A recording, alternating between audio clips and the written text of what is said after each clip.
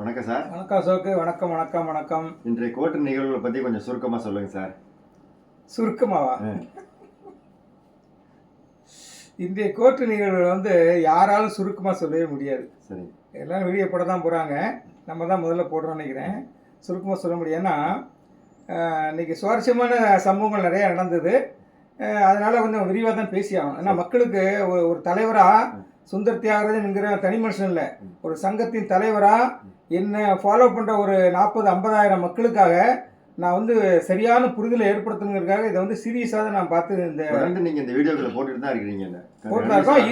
இந்த வீடியோ மக்களே, சகோதர சகோதரிகளே, கொஞ்சம் சீரியஸாக எடுத்துக்கோங்க. ஏன்னா நிறைய மேட்ரு இருக்குது. அது என்ன மேட்ரு நான் உங்களுக்கு சொல்கிறேன். நீங்கள் கொஞ்சம் பொறுமையாக கேளுங்க. அதே சமயத்தில் லிசன் பண்ணுங்கள். நான் போன வீடியோ சொன்ன மாதிரி லிசன் பண்ணுங்கள். ஹியரிங் பண்ணாதீங்க. இந்த காலம் விட்டுறேன். நல்லா கவனமாக கவனிங்க.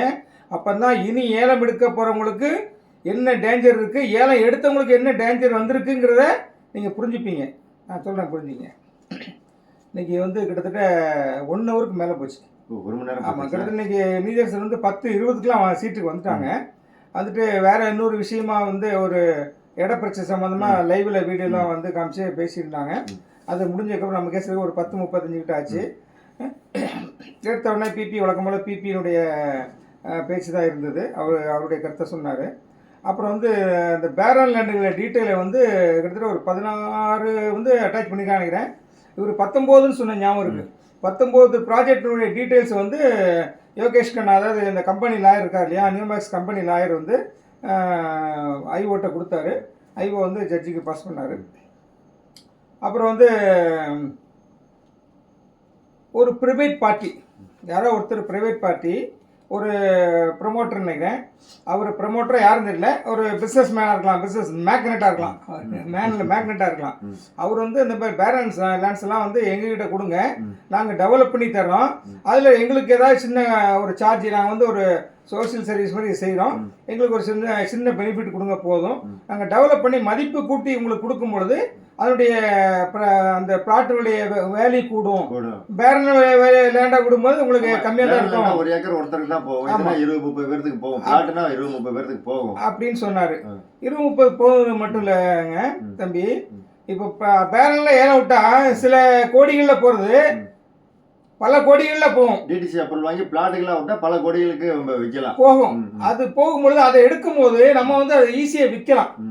பேரலாண்டை விட்டு கம்மியான அமௌண்ட் கிடைச்சி அதை பிரித்து கொடுத்தா நமக்கு எவ்வளோ கிடைக்கும்? ஒன்றுமே கிடைக்காது சார், பிரயோஜனமே இல்லையே. அது எடுக்கிறதுக்கு ஆள் வருவாங்க, பேரலாண்டை எடுக்க வருவாங்க, பிளாட்டை எடுக்க வர மாட்டாங்க. பேரலாண்டை எடுக்க எல்லா ப்ரொமோட்டர் வருவான். ஏன் நிறுவனத்தாரே முயற்சி பண்ணலாம், நியூமேக்ஸ் நிறுவனத்தாரே முயற்சி பண்ணலாம். அது நமக்கு பெரிய இழப்பு, பேரிழப்பை உண்டு போனால் அது சில புத்திசாலி ஆளுங்களுக்கு தெரிய மாட்டேங்குது. கூமுட்டைங்களா இருக்கானுங்க. இருக்கிறத விட்டா போதும், இருக்கிறதா போடு, விடுங்கிறான். மானாமா இருக்கிற ஒருத்தன் விடுங்கிறான். அப்படியே விட, எங்களுக்கு சீக்கிரம் பணம், அப்படியே சோத்துக்கு இல்லாமல் இருக்கிறாரு. வைத்தறிச்சலாக இருக்குது உண்மையிலே. அதாவது அந்த பேரலாம் அப்படியே விட்டா அந்த பிரைவேட் பார்ட்டி கேட்டார் இல்லையா, அந்த மாதிரி ஆளுங்களை கொடுத்துடலாம். ஆமாம், கொஞ்சம் பொறுத்துக்கலாம். இன்னைக்கு இத்தனை நாள் பொறுத்திருந்தோம், 3 வருஷம் பொறுத்தாச்சு, இன்னும் 2 வருஷம் கூட கைக்கு வரக்கு ஆகும் போது பொறுத்துருக்கு தப்பே இல்லை. ஒன்று அவர் கொடுக்கணும், அவருக்கு நீதியரசர் கொடுக்க மாட்டேன்னு சொல்லலை, கொடுக்குறேன்னு சொல்லலை.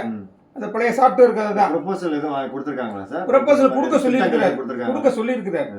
அடுத்த வைதாக்குள்ள அடுத்த வெள்ளிக்கிழமைக்குள்ள நீங்கள் ப்ரொபோசலை கொடுங்க அப்படின்னு கேட்டுக்கிறாரு. அதே போல எம்ஸ்டார் சார்பா ஒருத்தர் பேசினார்.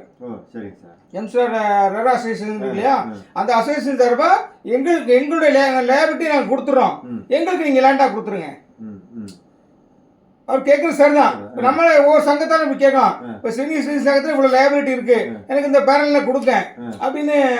அட்லீஸ்ட் 50% அது என்னுடைய தாட். என்ன 50% நான் தர்றேன், நீங்கள் அதுக்கு கொடுத்துருங்க. அந்த பேரலில் கொடுத்துருங்க, நான் டெவலப் பண்ணி 10% கொடுத்துருவேன் மக்களுக்கு. 50% தான் பாண்டாவும் நான் செட்டில்மெண்ட் 10% வாய்ப்பு இருக்கு. ஏன்னா அதிக ரேட்டுக்கு மதிப்பு கூடும்போது எதுவுமே வேல்யூ அடிஷன் தான். இப்போ ஒரு அரிசி மட்டும் இருக்குன்னு வச்சுங்களேன், ஒரு உதாரணத்துக்கு சொல்கிறேன். இந்த அரிசியை கடையில் வாங்கிட்டு வரீங்க, காய்கறியெல்லாம் வாங்கிட்டு வந்துருக்கீங்க, வாங்கிட்டு ஹோட்டலில் வாங்கிட்டு வராங்க, எல்லாமே என்ன ரேட் இருக்கும்? எல்லாம் கம்மியாக தான் இருக்கும் இல்லையா? இது அரிசியாக கொடுத்தா இப்போ எப்படி இருக்கும்? பிரயோஜனமாக இருக்குமா? அல்லது என்ன ரேட்டுக்கு கொடுக்க முடியும்? ஹோட்டல்லே அரிசியாக கொடுக்குறான்னு வச்சுங்களேன், கற்பனை பண்ணி பாருங்கள். அதை மதிப்பு கூட்டுறதுக்கு என்ன பண்ணுறான்? சமையல் பண்ணுறான், மாஸ்டரை வச்சு அடுப்பு வச்சு பாத்திரத்தை வச்சு பக்குவமா சமைச்சு ருசியா கொடுக்கும் பொழுது அவருடைய விலை எவ்வளவு ஏறுது, பன்மடங்கு ஏறுது. பன்மடங்கு. நீங்க ஸ்டார் ஹோட்டல்ல போயிருப்பீங்கன்னு நினைக்கிறேன். ஒரு இட்லி 20 ரூபா, அவரேஜா 20 ரூபா விற்கிறாங்க. அவரேஜா 20 ரூபா, ஒரு சில இடத்துல 30 ரூபா விற்கிறாங்க, அவ்வளவுதான். ஸோ அந்த மதிப்பு கூட்டுறது, வேல்யூ அடிஷன் பண்றது தான் இந்த அப்ரூவல் வாங்குறது. இதை வந்து ஒரு ஏஜென்சி பண்ணித்தரேன்னு சொல்லியிருக்காங்க. நீர் அது தாராளமாக கொடுக்கலாம். அப்படி இல்லைன்னா நம்மகிட்ட கொடுத்துடலாம் பேசாம. சங்கத்துக்கிட்ட கொடுத்தால கமிட்டியில் ஒரு கமிட்டி சங்கத்துக்கு கொடுக்கணும். அதுக்கு சங்கத்தில் கொடுத்தனாலே ஒரு ஆளுக்கு எரியும், வயிறுலாம் எரியும். கோயில்பட்டிக்காரருக்கு வயிறுலாம் எரியும். சங்கம்னு பேசுனாலே வயிறுலாம் எரியும். சங்கத்துக்கு தர வேண்டாம், ஒரு கமிட்டி ஃபார்ம் பண்ணுங்க. அந்த கமிட்டியில் எல்லாரும் வா, எல்லா நெய்வேலி வா, இது கோயில்பட்டி வா, இது மானாமதுரை வா, தேனி வா, திருச்சி வா, எல்லாரும் வா. சாத்தூர் முக்கியமானது. அவர் தம்ஸ் அப்லாம் போட சொல்றாரு. அவர் சாத்தூரையும் சேர்த்துங்க. அவர் பாவம் வில்லந்தி, அவரையும் சேர்த்துக்கலாம். இந்த மாதிரி சேர்த்துட்டு ஒரு கமிட்டி அமைச்சு நம்ம அதுபடியா அதில் ப்ரொசீட் பண்ணலாம். இது வந்து அதுக்கு அவங்க கேட்டாங்க. ஒரு எக்ஸாம்பிள் சொன்னார். அந்த ப்ரைவேட் ஏஜென்சிக்காரரு, ஒரு லாயரு, அந்த சீனியர் கவுன்சில் எக்ஸாம்பிள் சொன்னார். இப்போ வந்து மதுரைக்கு கோர்ட்டுக்கு பின்னாடி உள்ள இடத்துக்கு வந்து 62 கோடி வேல்யூ போட்டிருக்கிறாங்க. ஆக்சுவலாக அதனுடைய மதிப்பு வந்து 600 கோடி இருக்கும். நாம இது பண்ணிட்டாக்கா, நம்ம அப்ரூவல் டெவலப் பண்ணிட்டோம்னா 600 கோடி போகும். 600 கோடி எவ்வளோ 10 மடங்கு மேலே போகுது. ஸோ 10 மடங்கு அதிகமாக போகும். அதனால தான் நாங்கள் சொல்கிறோம். நாங்கள் வேற ஒன்றும் சொல்ல அது விக்டிம்ஸ் பாதிக்கப்பட்டவங்களுக்காக சொல்கிறோம் அப்படின்னு சொல்லி சொன்னார். அப்போ தான் ஒரு கும்பிட்டை எல்லாம் கிடையாது, சீக்கிரம் ஏழை விட்டு கொடுக்கணும்னு சொல்லி ஒரு கும்பிட்டை கிடைச்சிது. என்ன பண்ணுறது கும்பிட்டைங்களா, என்ன ஒன்றும் பண்ண முடியல. அது அப்போ நீதிரசர் இதை கேட்ட உடனே, ஓஹோ இங்கே இவ்வளோ ரேட்டு போதா, அப்போ நம்ம வந்து அப்செட் ப்ரைஸே 250 கோடி வைக்கலாம் அப்படிங்கிறாரு. இப்போ அப்செட் ப்ரைஸ் வந்து 25% ஏற்றி வைக்கிற மாதிரி பேரன் லேண்ட்ஸுக்கும் 50% ஏற்றுறதா சொல்றாங்க. 25 நிறைய வருது. 62 கோடி தான். அவர் 250 கோடி வைக்கணும் போது யார் ஒரு எடுக்கிறதுக்கு? பேரன் லேண்ட்ஸ் அவ்வளோ கோடி கொடுத்து எடுக்க மாட்டாங்க இல்லையா? அவ்வளோ கோடி கொடுத்து சான்ஸே இல்லை, வரமாட்டாங்க. ஏன்னா அவ்வளோ கோடி கொடுத்து அதுக்கப்புறம் செலவு இருக்குல்ல, அவனுக்கு டெவலப்மெண்ட் பண்ணுறதுக்கு செலவு இருக்குல்ல, அப்ரூவல் வாங்குறது செலவு இருக்கு, ரோடு போடணும், சமப்படுத்தணும், கல் போடணும், பிளாட்டு பிரிக்க எல்லா வேலையும் இருக்கு இல்லையா? அதனால அவ்வளோ 250 கோடி டூ மச் நினைக்கிறேன். அது ஏஜென்சியில கொடுத்து பிரிக்க சொல்றது நல்லது. அது யாருக்கு தொந்தரலாம் போய்டும், அவன் பார்த்து கொடுத்துருவான். அவனுக்கு ஏதாவது ஒரு காசை கொடுத்தா போதும். அவங்க கொடுக்க வேண்டிய காசு தான் இந்த இவனுங்க அந்த பெயிலுக்காக கட்டியிருக்காங்கல்ல, ஃப்ராடுங்க பெயிலுக்காக கட்டிருக்காங்க, அந்த காசு எடுத்து கொடுக்க வேண்டியதான். அவ்வளோதான். சரி, அப்செட் ப்ரைஸ் 250 கோடி வைக்கலாம்னு சொன்னார். அது எனக்கு பக்குன்னு ஆகி போச்சு. நம்மளாம் சேர்ந்து பேரலன்னு எடுக்கலாம்னு வச்சுட்டு இருக்கிறோம். அது வேற பெரிய எம்எஸ்டி இசிக்காரன் ஒரு பக்கம் நமக்கு ஒரு ஆப்பு வைக்கிறான். அதை நான் அப்புறம் சொல்கிறேன். அடுத்து எம்எஸ்டிசி ஸ்டேட்டஸ் எவ்வளோ பிளாட் ஏலம் இருக்குங்கிறலாம் சொன்னார். அது நம்ம குரூப்பில் நம்ம கிளியராக டேட்டாவோடு போட்டிருக்கோம். சோஃபார் எவ்வளோ போயிருக்குங்கிறத நான் நேற்று நைட்டே போட்டேன். ஆனால் அவர் என்ன சொல்கிறாருன்னா, 1599 நபர்கள் இன்னும் 8000 டிரான்சாக்ஷன் ஃபீஸு 8200 நான் கட்டலை அப்படிங்கிறார். அதுக்கப்புறம் நான் சொன்னார், இன்னையிலேருந்து யூபிஐயே நாங்கள் இதில் ட்ரையலுக்கு விட போகிறோம், யூபிஐ மூலமாக பணம் கட்டுறதுக்கு அப்படின்னாரு. நான் யூபிஐக்கும் நெஃப்ட்டுக்கும் வித்தியாசம் இருக்குது. நெஃப்ட்டு ஆர்டிஜிஎஸ்லாம் பண்ணும்போது பணம் கட்டணும், ஒரு சார்ஜ் பண்ணுவாங்க பேங்க்கில். ஆனால் இங்கே வந்து யூபிஐக்கு வந்து அந்த பணம் வராது. அதனால தான் மக்கள் யூபிஐயில் ஈஸியாக பண்ணிடுவாங்க. கூகுள் பே, அந்த பிம், இந்த மாதிரி இதெல்லாம் ஃபோன்பே எல்லாம் கட்டிடுவாங்க ஈஸியாக. அதுலேருந்து ட்ரையலுக்கு நாங்கள் விட்றோம் அப்படிங்கிற மாதிரி அவர் அக்செப்ட் பண்ணிட்டாரு, ஓகே சொல்லிட்டார். UPI method. அப்புறம் போடியில் வந்து ஒரு ஜெனிட்டான ஒரு அம்மா, ஒரு லேடி வந்து, ஒரு சகோதரி வந்து பிளாட் எடுத்திருக்காங்க. அந்த பிளாட்டோட சைஸ், ஆக்சுவல் சைஸ் பார்த்தீங்கன்னா 995 ஸ்கொயர் ஃபீட்டு என்னமோ தான். ஆனால் 8000 சம்திங் ஸ்கொயர் ஃபீட்டு சொல்லி தப்பாக வந்திருக்குது. அதை அவங்க பிட் பண்ணி எடுத்தது. அது வந்து அதை கேன்சல் பண்ணிட்டாங்க. அவங்களே கவர்மெண்ட்டே கேன்சல் பண்ணி அந்த இதை வந்து பிளாட் வந்து ரீஷெடியூலுக்கு, ரீஆக்ஷனுக்கு அதை சேர்த்துங்க அப்படின்னு சொல்லிட்டாரு.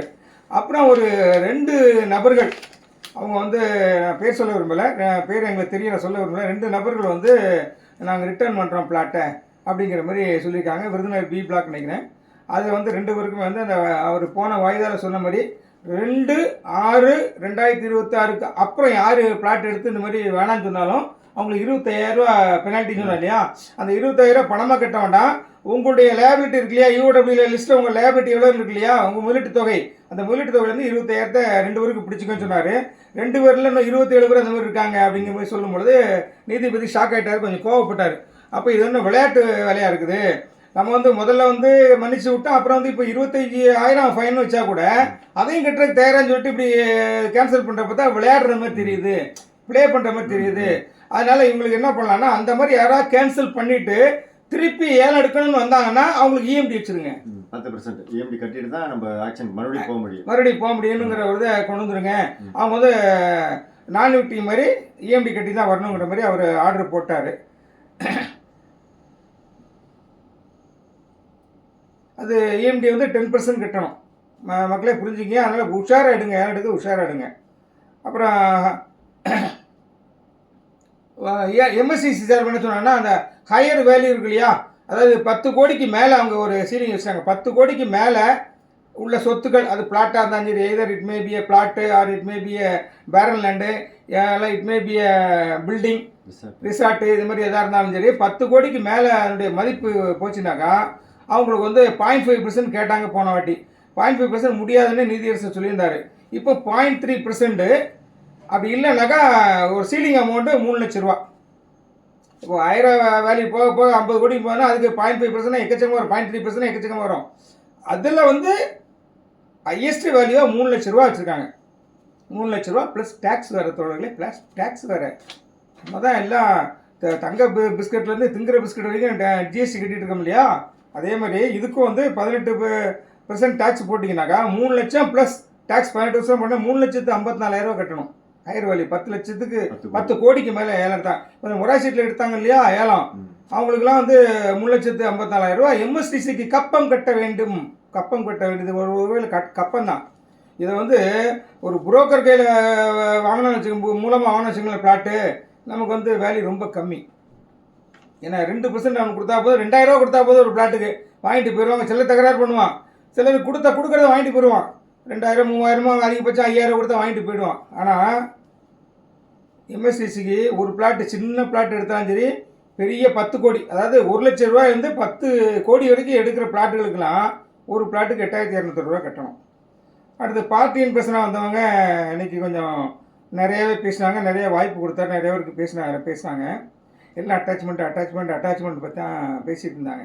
நீதியரசர் என்ன சொன்னார்னா, ஏங்க நான் வந்து கிளியர் கட்டாக இருக்கக்கூடிய சொத்துக்களை விற்றுட்டு மக்களுக்கு ஏதாவது முதல்ல கொஞ்சம் கொடுக்கணும்னு பார்க்குறேன், நிவாரணமாக கொடுக்கணும்னு பார்க்குறேன், அதை நீங்கள் புரிஞ்சுக்கிங்க. நியோமேக்ஸ் கேஸை பொறுத்தல அவர் இன்றைக்கி ரொம்ப வருத்தப்பட்டு சொன்ன விஷயம், நமக்குலாம் அது வந்து கொஞ்சம் வேதனையாக இருந்தது, கொஞ்சம் வேடிக்கையாக இருந்தது. அவர் சொன்னது, அவர் வேடிக்கையாகவே தான் சொன்னது. என்ன சொன்னார்னா, நீங்கள் பாட்டு கொடுத்துக்கிட்டே இருக்கீங்க, வாரம் நீங்கள் பாட்டு எடுத்து கொடுத்துட்டே இருக்கிறீங்க, அதை அட்டாச் பண்ணி சொல்லிகிட்டே இருக்கிறீங்க. இந்த நியோமேக்ஸ் கேஸை பொறுத்தவரை 365 days இன்ட்டு 24 hours, 24 மணி நேரம் 365 நாளும் ஒரு தனிப்பட்ட ஒரு நீதிபதி விசாரித்தா கூட உங்கள் கேஸை முடிக்க முடியாது. அவர் வேதனையோடு சொன்னதுங்க. மக்களை நீங்கள் புரிஞ்சுக்கங்க, வேதனையோடு நீதியரசர் வாயை திறந்து அவர் வாயிலிருந்து அந்த வார்த்தைகள் தான். ஒரு தனிப்பட்ட தனி நீதிபதி ஒரு ஆள் 365 இன்ட்டு 24 hours, 24 மணி நேரமும் ஒரு நாளைக்கு 365 நாள் வேலை செஞ்சால் கூட அது உங்கள் கேஸை முடிக்க முடியாது அப்படின்னு சொன்னார். அதனால் நான் இருக்கிறத கிளியர் கட்டாக இருக்கிறத கொடுத்துட்டு நான் வந்து மக்களுக்கு விற்று கொடுத்துடலான்னு பார்க்குறேங்கிற மாதிரி சொன்னார்.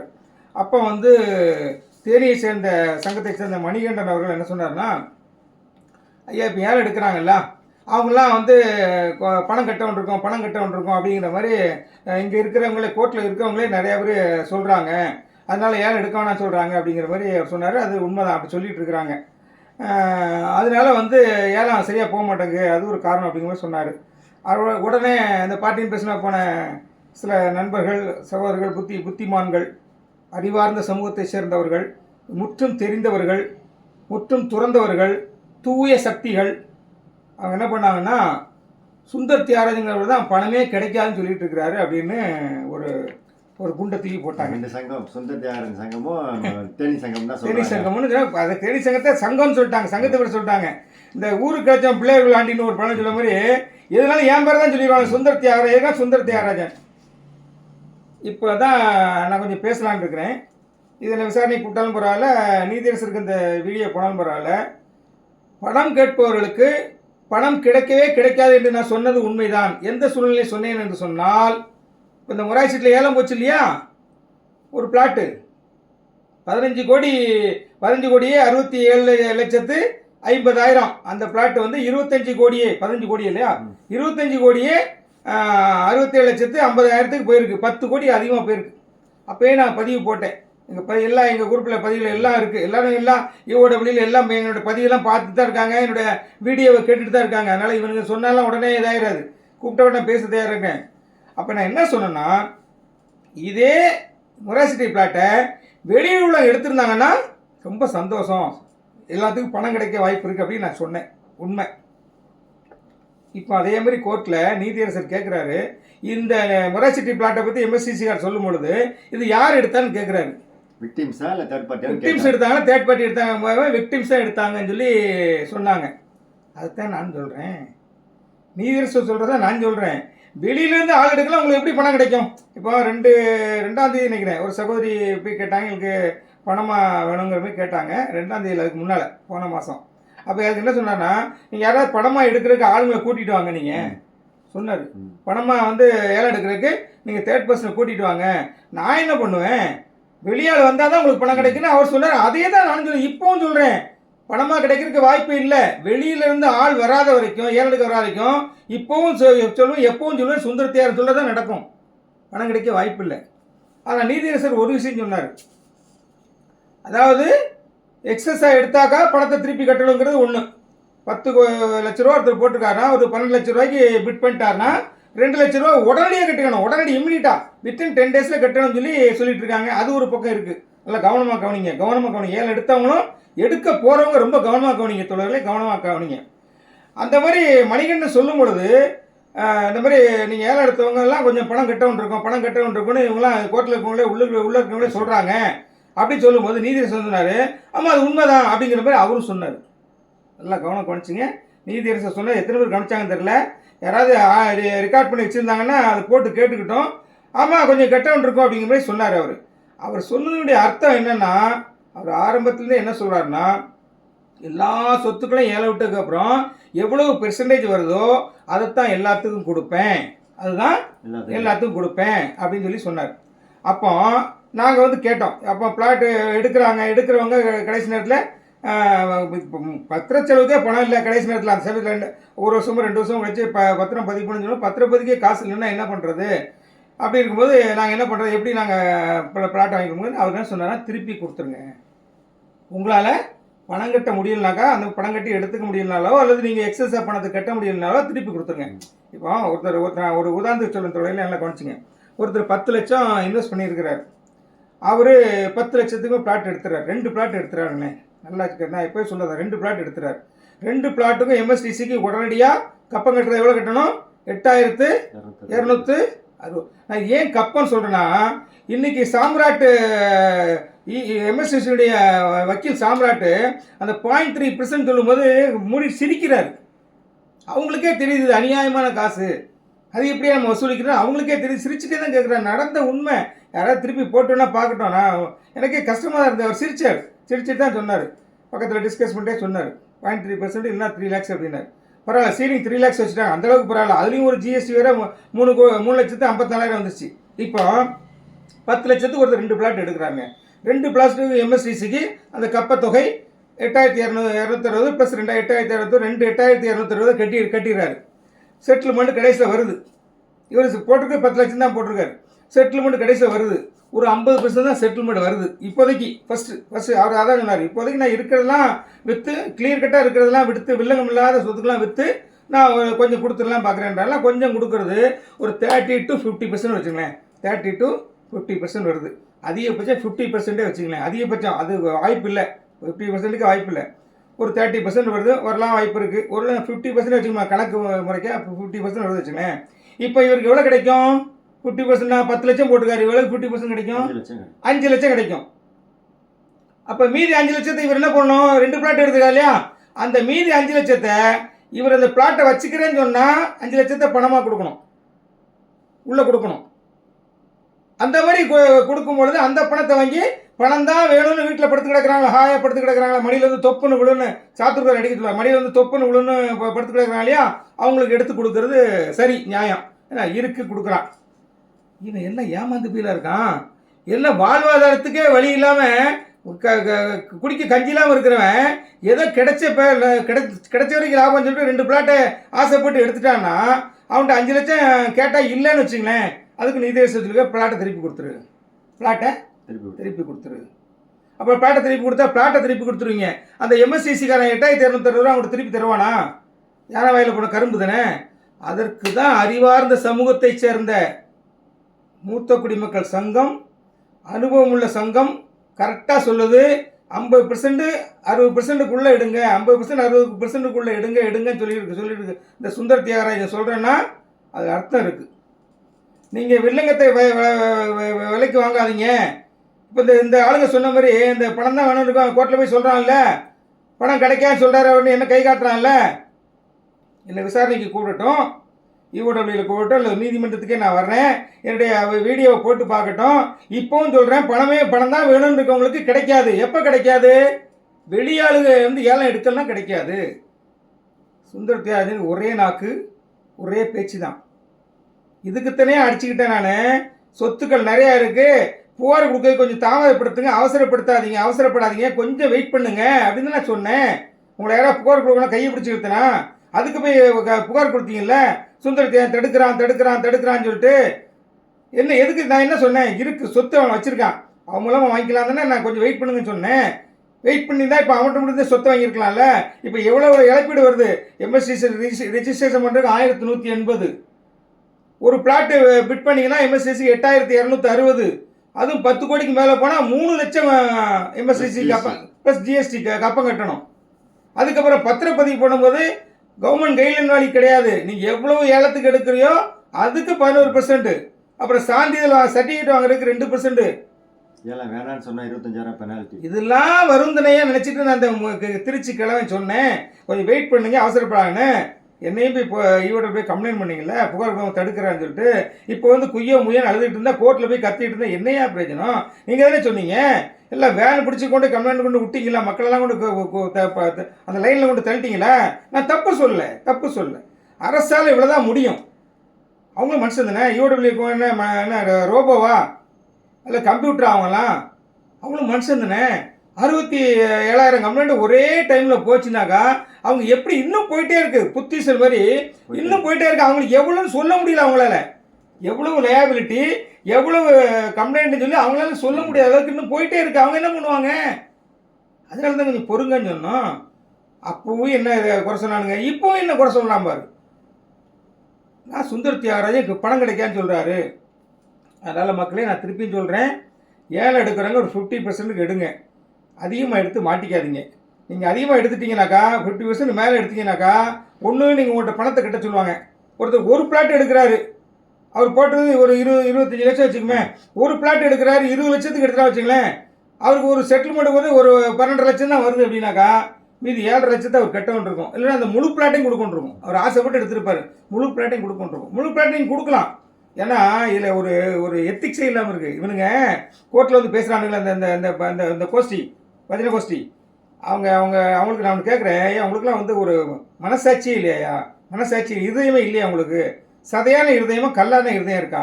ஒரு பாதிக்கப்பட்ட மனுஷன் ஏலம் எடுப்பானா? நீதியரசர் சொல்லிட்டே இருக்காரு, எம்எஸ்சி பதிவு பண்ணுங்க, ஏலம் எடுங்கன்னு. அவர் நீதிமன்றம் உத்தரவு போட்டுட்டு இருக்கு. அவேர்னஸுக்காக யூடபிள்யூ மைக் கட்டி இதில் ஆட்டோவில் அனௌன்ஸ் பண்ணுங்கன்றாரு, ஆடு கொடுங்கன்றாரு பேப்பரில். நான் எடுக்க சொல்ல, ஏலம் எடுக்க சொல்லி யாரையும் கம்பல் பண்ணல, இவனுக்கு போய் சொல்லானுங்க. அப்போ ஒருத்தர் பாதிக்கப்பட்ட ஒரு விக்டிம் ஏலம் எடுப்பாராம். அவர் செட்டில்மெண்ட் தொகை கம்மியாக வரும் பொழுது மீதி தொகையை பணமாக கட்டுவாராம். அதை எடுத்து பணம் தான் வேணும்னு வீட்டில் படுத்துருக்க இன்னொரு பாதிக்கப்பட்டவங்க கொடுப்பாங்க. என்ன எத்திக்ஸ் இது? என்ன எத்திக்ஸ் இது? இது நீதியரசருக்கு தெரியாதா?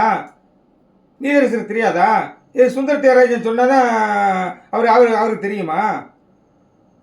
பணம் அவரே கேட்டார்ல, பணம் வெளியாளுங்க வரல, ஏலம் எடுக்க வரல, எப்படி பணம் கிடைக்கணும் அவரு தானே கேட்டார். சும்மா ஏதோ சொல்லணும் போய் காமெடி பண்ணிட்டு இருக்கானுங்க. என்ன பண்ணுறது? சுந்தர பேரே சொல்கிறான், தேனி சங்கமாவது அவன் மணிகண்டன் முன்னாடியே நிற்கிறாப்ல. ஆனால் தேனி சங்கத்து மேலே ஒரு பயம் இருக்குது, அவங்களுக்கு எல்லாத்துக்கும் ஒரு பயம் இருக்குது. தேனி சங்கத்து மேலே ஒரு பயம் இருக்குது. சரி, சிரிப்பு தான் வருது. ஏன்னா அவங்க யங்ஸ்டர்ஸு, நாம் அப்படி கிடையாது, வயசானவங்க. இவெல்லாம் எப்படி தாய் தப்பெல்லாம் எல்லாம் மதிப்பான்னு தெரில. எவன் சொன்னான்னு தெரில, எனக்கு எவனே தெரில. எவனொருத்தன் சொன்னான் சுந்தர் தியாகராஜன் அப்படின்னு சொன்னான். நான் சொன்னையா, இப்போவும் சொல்கிறையா, இனியும் சொல்லுவையா. பணம் வெளியிலேருந்து ஏலம் எடுக்க யாரும் வரலன்னா பணம் வேணுங்கிறது பணம் கிடைக்காது. நன்றி தோழர்களே, நன்றி.